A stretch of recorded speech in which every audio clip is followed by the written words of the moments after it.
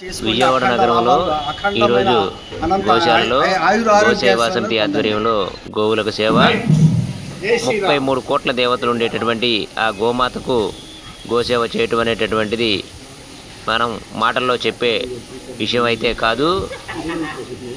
ఏలూరు ప్రణవపీఠాధిపతులు సద్గురు బ్రహ్మశ్రీ మతిపత్తి పద్మాకర్ గురువు గారు చెప్తూ ఉంటారు, గోవుకి ప్రదక్షిణ 3 సార్లు చేస్తే ఈ కలికాలంలో ఒకసారి భూప్రదక్షిణ చేసినంతే ఫలం మనకు లభిస్తుందని వారు చెప్తారు. అటువంటి గోమాతకు నుంచి వచ్చే క్షీరం కానీ మూత్రం కానీ ఏది కూడా తీసిపోని విధమైనటువంటి ఫలాన్ని ఇస్తుంది. అటువంటి గోమాతను మనం సేవ చేస్తున్నామంటే అది ఈ ఫలితాన్ని ఎంత అంత అని చెప్పడానికి కూడా లేదని చెప్పవచ్చు. ఎన్టీఆర్ జిల్లా విజయవాడ నగరంలోని గోశాలలో గోసేవా సమితి ఆధ్వర్యంలో నిర్వహిస్తున్నటువంటి గోశాలలో గోసేవ